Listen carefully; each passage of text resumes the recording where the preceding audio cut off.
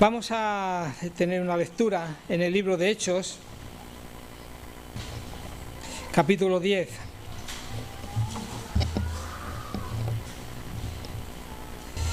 Hechos capítulo 10, comenzamos desde el versículo 1, dice así la palabra de Dios.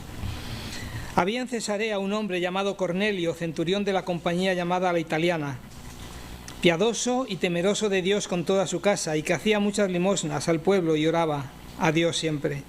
Este vio claramente en una visión como a la hora 9 del día que un ángel de Dios entraba donde él estaba y le decía: Cornelio. Él, mirándole fijamente y atemorizado, dijo: ¿Qué es, Señor?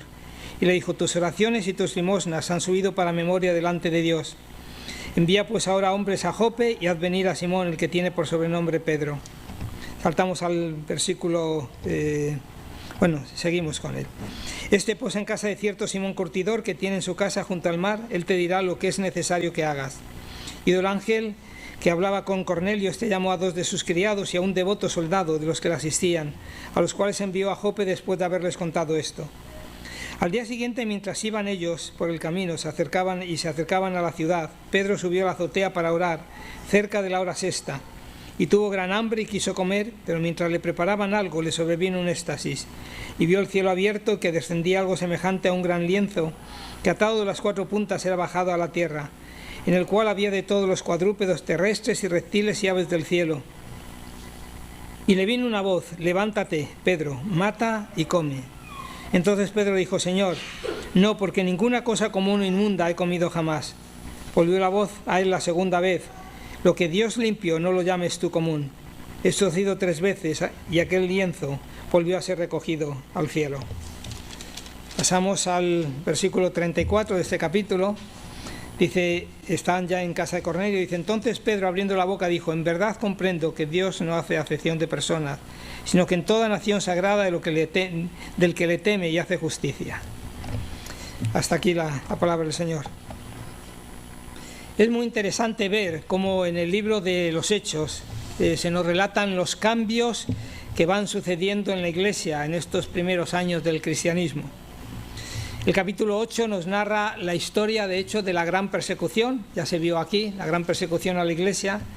El versículo 2 de este capítulo 8 dice que en aquellos días se desató una gran persecución contra la Iglesia, de tal manera que todos, excepto los apóstoles, tienen que dispersarse para escapar de esta persecución. Ahora, uno de los grandes artífices de este acosamiento, de este asolamiento a la Iglesia, era Saulo de Tarso, quien más tarde sería conocido como el apóstol Pablo. Y es en medio de esta persecución, que como vimos el domingo pasado, que Saulo solicita permiso de las autoridades para ir a Damasco, con el fin de apresar a todos cuantos cristianos hallase allí. Recordáis la historia, sabemos cómo Jesús se le aparece en el camino y cambia las cosas. De forma que este Saulo perseguidor pasa a ser Pablo, el gran apóstol de la Iglesia primitiva. La amplia persecución de la Iglesia en el libro de los Hechos comenzó en Hechos después de la muerte de Esteban. Dice que en aquel día se levantó una gran persecución contra la Iglesia en Jerusalén. Todos fueron esparcidos por la región de Judea y Samaria. Pero Saulo asoló la Iglesia, entrando casa tras casa, arrastró a hombres y mujeres y los metió en la cárcel. Y así fue durante algún tiempo. Ahora imagínate la iglesia, la situación en esa iglesia primitiva, sin ninguna protección legal, donde todas las estructuras de poder son indiferentes y hostiles incluso hasta a los cristianos. Para nosotros aquí en España, en pleno siglo XXI, nos resulta muchas veces difícil de entender esto, donde hay una autoridad que nos protege, que protege cierta libertad. Pero esto, si lo leyesen en nuestros hermanos en Afganistán o en otras partes del mundo, en Corea o en otras partes del mundo, entenderían que es exactamente lo mismo que ellos están padeciendo en aquel entonces. Una gran persecución, y si cuando piensas en ellos, y nuestros hermanos pensarían que eso es muy difícil de cambiar. No es fácil cambiar una persecución así en Afganistán, en Irán, en Corea del Norte. Y sin embargo aquí, de repente, de la nada, Dios se presenta al protagonista principal en la persecución de su pueblo y le da un giro por completo en el camino a Damasco. el Dios de la gloria que se le apareció a Abraham en Ur de los Caldeos, tal y como nos recuerda Esteban, como había expresado Esteban antes de morir, se presenta ahora en la figura de Jesús de la gloria, a Saulo el perseguidor, en el camino de Damasco. El Saulo, que respiraba amenazas y muertes contra los cristianos, no cae fulminado, muerto simplemente. Lo que podía haber ocurrido y habría sido sin duda un gran revés, suficientemente grande para el enemigo. Pero el Señor sabe hacer las cosas y las sabe hacer mucho mejor que según pensamos nosotros. Así que esta visión de el Jesús de la gloria hace que Pablo comprenda realmente dónde está la verdad del Evangelio y cómo él está peleando contra el mismo Dios. Así que se convierte al cristianismo. Y no solo convertido, sino absoluta y definitivamente convertido y convencido, más allá de la imaginación de cualquiera. El encuentro de Saulo con Jesús glorioso cambia todo. Tan convertido que pasa de ser el peor enemigo del cristianismo al más fuerte defensor y misionero más poderoso del cristianismo. Y el resultado da este increíble giro en el capítulo 9, versículo 31. Hechos 9, 31. Sí. Dice: entonces las iglesias tenían paz por toda Judea, Galilea y Samaria, y eran edificadas, andando en el temor del Señor, y se acrecentaban fortalecidos por el Espíritu Santo. Así que de una iglesia perseguida tremendamente pasa a ser una iglesia en paz. Nadie habría soñado que podría suceder eso, y sobre todo suceder tan repentinamente. Persecución, violencia, encarcelamiento, acoso, dispersión, amenazas, muerte, y de repente, de la nada, Jesús cambia la cosa. Creo que es así como es el Señor, y así debemos pensar muchas veces en la vida. A veces nos desilusionamos o pensamos que las cosas es difícil que puedan cambiar en nuestras vidas, en las circunstancias, pero tenemos al Jesús que cambia las cosas. Y en un pispás, Él hace que cambie todo, y de una persecución a una paz, donde se acrecienta y disfrutan los cristianos de paz. Así que el versículo 31 dice que la iglesia tuvo paz y fue edificada. Jesús dio un giro de 180 grados a Pablo, el perseguidor. Y Pablo luego después predica en Damasco, y más tarde en Jerusalén y en Cesarea, y luego lo envía el Señor a Tarso, y luego detuvo la persecución y la convirtió en paz. Pero durante el tiempo de paz, Jesús no dejó de ser el Señor de las sorpresas. No dejó de darle vueltas a las cosas, y Lucas nos relata en el capítulo 9 dos historias sobre el ministerio de Pablo para mostrarnos cómo Jesús todavía irrumpía de la nada para cambiar las cosas, para cambiar las vidas de las personas. En el versículo 9:32, este capítulo 9, versículo 32, Pedro nos dice que baja a Lida, al noroeste de Jerusalén, y encuentra un hombre paralítico llamado Eneas. En el versículo 34 le dice: Eneas, Jesucristo te sana. Y Jesús irrumpe en el drama de la vida de Eneas y le da la vuelta a todo, y él lo cura. Jesús cambia las cosas. Luego en el versículo 39 Pedro va de Lida a Jope, en la costa del mar Mediterráneo, donde acababa de morir una discípula suya llamada Tabita. En el versículo 40 de este capítulo 9, Pedro hace salir a todos sus amigos fuera de la alcoba donde se encontraba el cuerpo de Dorcas, y se arrodilla y ora. Y la oración es la expresión de fe de que Jesús está vivo y cambia las cosas en esta vida. Él se pone en oración delante de Dios, delante de Jesús, porque sabe que tiene el poder para cambiar las cosas también. Y con la respuesta a la oración en su corazón, se vuelve hacia el cuerpo y dice: Tabita, levántate. Y Jesús entra en el drama de la vida de Tabita y le da la vuelta a la muerte, y ella vive. La intervención del Señor cambió las cosas en todas estas ocasiones e hizo que muchas personas se volvieran al Señor y se multiplicara la iglesia y que se creara un sentir de temor piadoso y de consuelo espiritual. Cuando hablamos de temor, muchas veces pensamos que el temor y el bienestar son opuestos, pero no lo son. El temor del Señor es esa sensación de asombro de que el Señor Dios es infinitamente santo, que es infinitamente poderoso y que no se puede jugar con Él. El Señor es libre de intervenir con una rapidez y un poder indescriptible y vertiginoso, cuando y donde Él quiera. Y lo ha hecho a lo largo de la historia y lo sigue haciendo hoy día. El temor del Señor es lo que sintieron los discípulos cuando Jesús hubo calmado la tormenta allá en el mar de Galilea. Dice que ellos tuvieron temor del Señor. También cuando Ananías y Zafira cayeron muertos delante de Él por intentar engañar al Espíritu Santo. Nosotros a veces no estamos acostumbrados a ver esto, lo leemos, lo oímos, pero parece que eso es algo que se ocurría en otros tiempos, pero no ahora. Pero hermanos, no tomemos a la ligera a este Dios. No juguemos con Él, ni tomemos su nombre en broma, ni lo tengamos como alguien insignificante o al margen en la vida.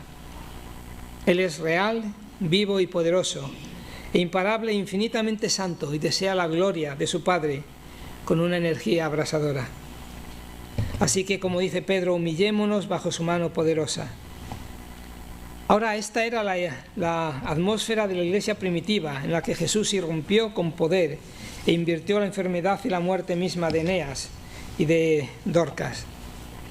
Ahora, la segunda historia que nos compite hoy, esta mañana, la encontramos en el capítulo 10 del libro de los Hechos de los Apóstoles, es lo que hemos leído. Es una historia referente a Cornelio, un personaje interesante. Él era un centurión romano, es decir, un hombre que tenía bajo sus órdenes a una centuria, es decir, una compañía de 100 soldados romanos. Estaban bajo su orden directa, bajo su cuidado, sometidos a él. Ahora, un centurión en un país sometido es alguien importante, es alguien sin duda ninguna con un gran poder. Y generalmente cuando alguien tiene poder suele abusar de él. Pero la Escritura nos dice que no era este el caso de Cornelio. Cornelio era un gentil, no era judío, pero nos dice que temía a Dios y en lo que de Dios conocía, y oraba y daba limosna y caminaba de la manera más recta que él entendía. Así que Dios le envió un ángel y dijo que llamara a Pedro para escuchar lo que él le tenía que decir. Aproximadamente al mismo tiempo, lo leímos también, Dios le dio a Pedro una visión de animales que los judíos consideraban inmundos, debido a la ley ceremonial del Antiguo Testamento. La voz del cielo le dice: levántate y come. Pero Pedro protestó de que no podía comer esos animales porque estaban impuros. Y la voz tiene que volver a insistir con estas palabras determinantes: lo que Dios limpió, no lo llames tú común o impuro.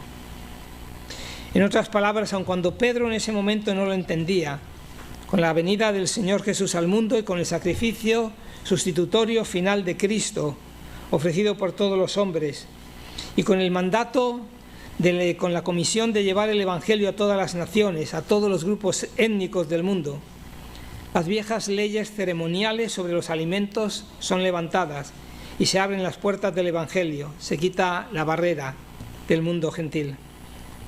Luego, la visión de Pedro trata de dos cuestiones. Primero, las leyes alimentarias se cumplen y terminan con Jesús. Unos versículos en Marcos capítulo 7, para que veamos cómo esto es así. Marcos capítulo 7, versículo 15, dice así: nada hay fuera del hombre que entre en él que le pueda contaminar, pero lo que sale de él, eso es lo que contamina al hombre.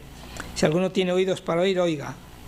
Versículo 19, porque no entra en su corazón, sino en el vientre, y sale a la letrina. Esto decía, atendamos ahora, haciendo limpios todos los alimentos. Por tanto, el Señor Jesús, cuando está aquí en esta visión a Pedro, lo que le está mostrando es que la ley de los ceremonial de los alimentos había terminado.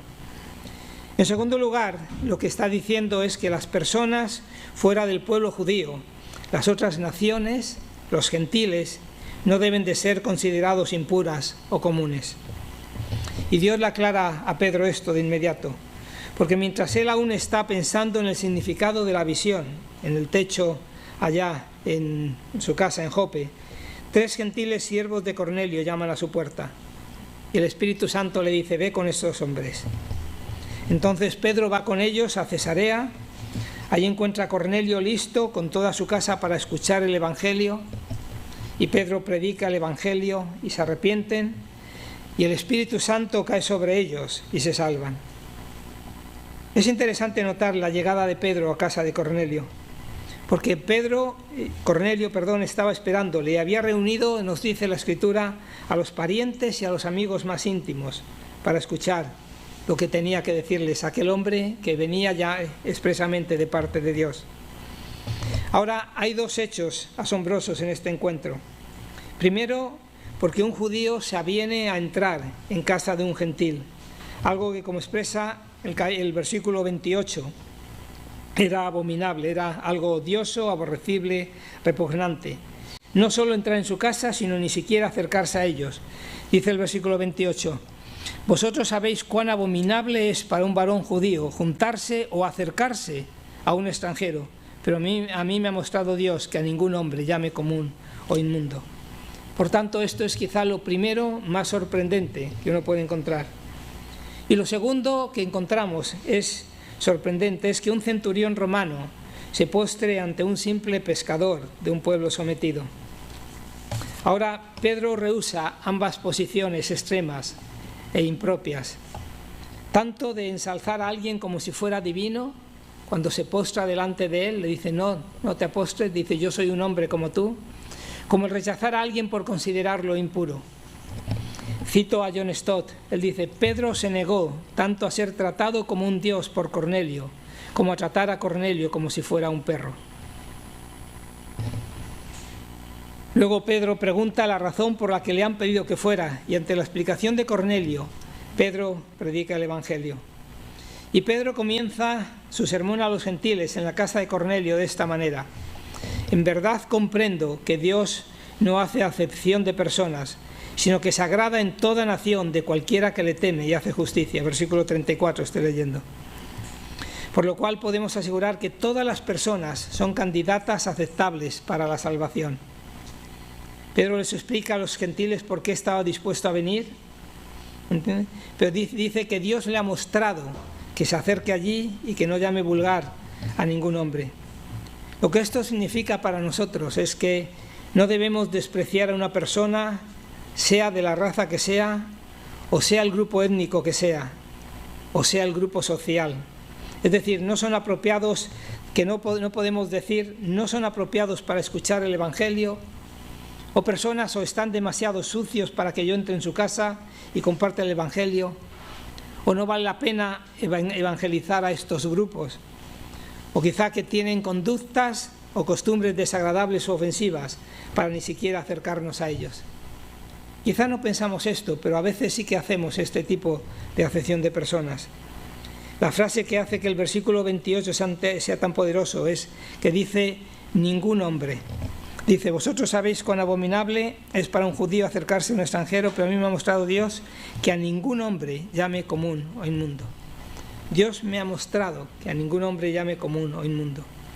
En otras palabras, Pedro aprendió de su visión en el techo, en la azotea de una casa en Jope, que Dios no excluye a nadie de su favor por motivos de raza, por motivos de origen étnico o meros distintivos culturales, caracteres físicos o sociales. Común o inmundo significaba rechazado, despreciado, prohibido.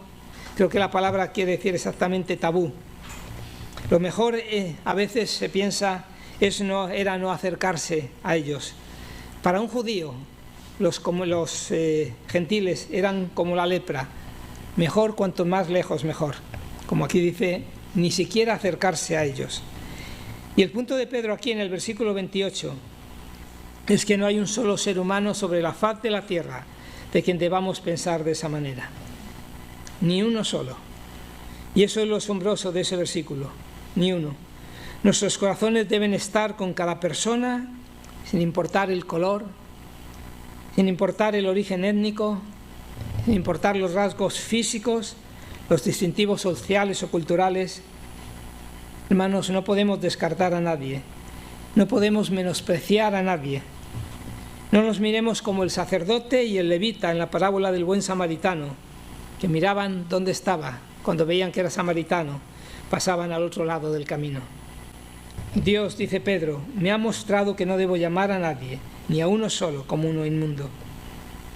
No es simplemente una cuestión de limpio o impuro, sino que aún va más allá. Porque como dice el versículo 34, en verdad comprendo que Dios no hace acepción de personas. Es decir, Dios es alguien que es equitativo e imparcial con todo ser humano acá en la tierra. El peligro con la acepción de personas es la parcialidad.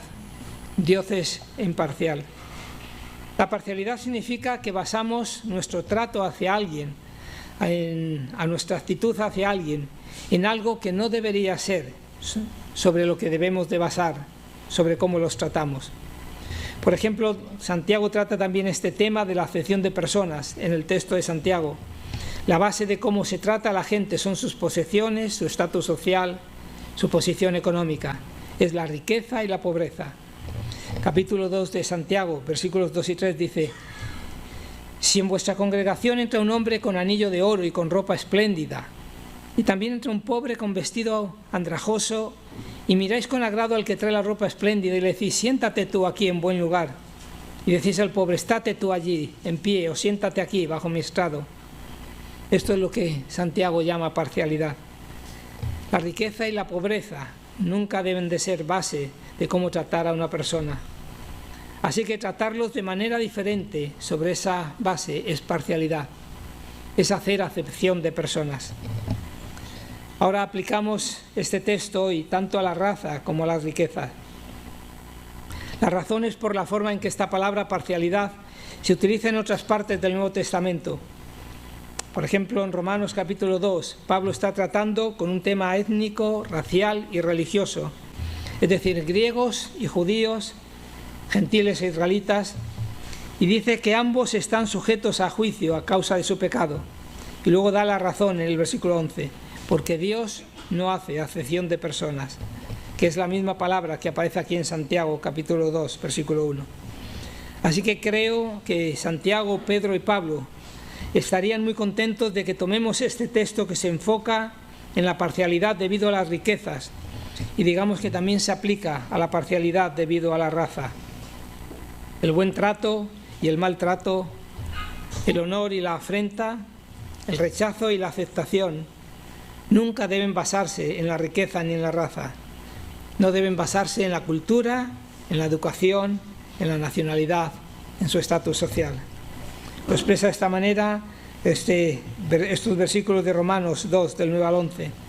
Dice: tribulación y angustia sobre todo ser humano que hace lo malo, al judío primeramente y también al griego. Pero gloria y honra y paz a todo el que hace lo bueno, al judío primeramente y también al griego, porque no hay acepción de personas para con Dios.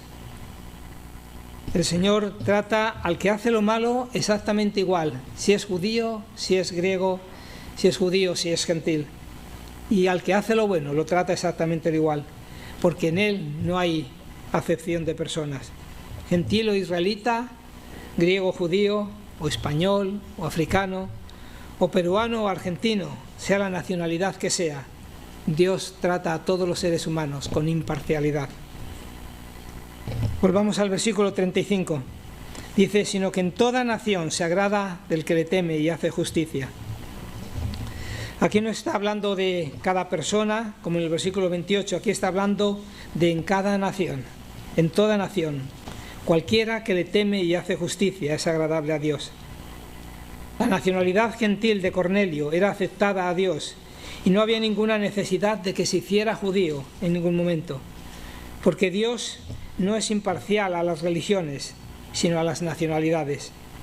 No es imparcial a los falsos dioses, eso le repele, pero sí es imparcial con respecto a las nacionalidades. Entonces el temor de Dios, que es aceptable para Dios en el versículo 35, es un verdadero sentido de que hay un Dios santo, que tenemos que encontrarnos con Él algún día como pecadores desesperados, que no podemos salvarnos a nosotros mismos y necesitamos conocer el camino de salvación de Dios. Y que debemos de orar por ello día y noche y busquemos actuar en la luz que tenemos. Esto es lo que estaba ocurriendo haciendo Cornelio, y Dios aceptó su oración y su búsqueda a tientas de la verdad en su vida, y obró maravillas para traer el mensaje salvador del Evangelio. ¿Por qué el Señor manda ir a Pedro allá donde está Cornelio, a pesar de todas las buenas acciones? La respuesta es porque las buenas acciones de Cornelio no eran suficientes para establecer una relación con Dios. Es por eso que Dios obra para que pueda escuchar el Evangelio y que conociera la obra de Jesús muriendo por los pecadores, para que pueda creer y recibir el perdón de pecados en su nombre. Versículo 43 está hablando de Jesús y dice: de este dan testimonio todos los profetas, que todos los que en él creyeren recibirán perdón de pecados por su nombre. Y es después de este mensaje cuando dice que desciende el Espíritu Santo sobre los gentiles que estaban allí. Cornelio era un hombre seguramente ejemplar en cuanto a su comportamiento, pero no era suficiente para librarse de su pecado.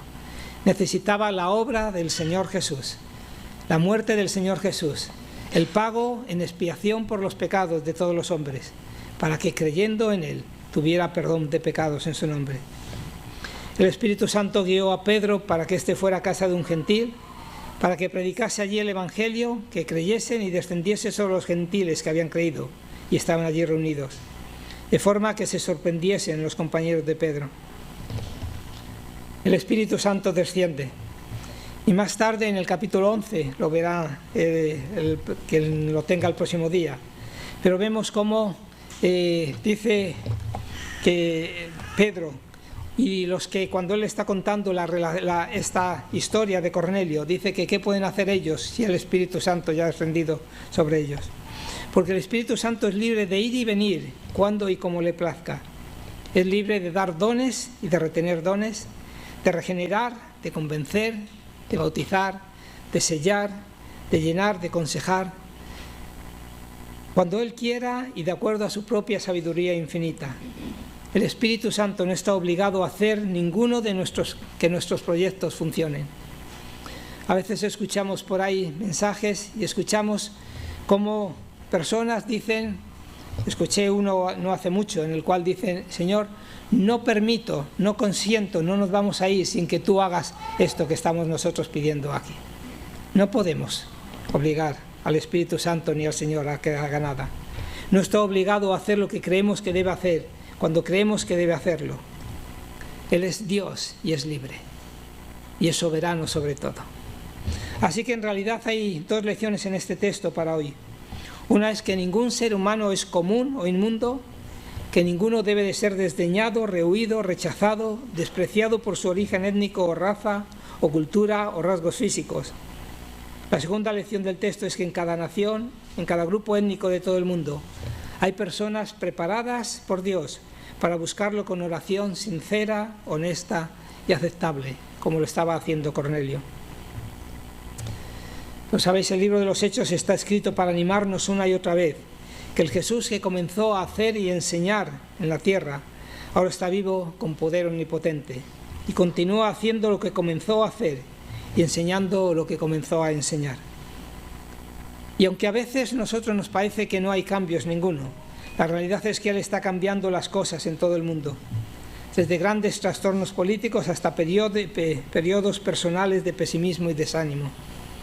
El punto del libro de los Hechos, el punto del reino de Dios, el punto de la vida cristiana es que Jesús está vivo y está a cargo del mundo, y que Él se entromete y cambia las cosas. Lo hizo con Eneas, lo hizo con Dorcas, lo hizo con Pablo, lo ha hecho con cada uno de los que nos encontramos aquí. Y quiere que todo el mundo sea salvo y venga al conocimiento de la verdad. Pero el extender esta verdad es nuestro cometido, y debemos hacerlo sin acepción de personas, y llegando a las personas en cada nación que son temerosos de Dios y le buscan. Así que en este texto recordemos las lecciones. Jesús cambia las cosas. Cambió a Eneas, a Dorcas, toma un perseguidor enconado y lo cambia en un seguidor entregado. Dios no hace acepción de personas por cuestiones raciales, nacionales, económicas ni sociales, y Dios tiene pueblo en cada nación. Así que, hermanos, que seamos sensibles a la dirección del Espíritu Santo para ir donde Él disponga de nosotros, y que veamos a todos nuestros semejantes realmente como los ve el Señor. Personas por las cuales Él estuvo dispuesto, como hemos recordado hoy, a venir y entregar su cuerpo y su sangre. Pues que Él bendiga su palabra.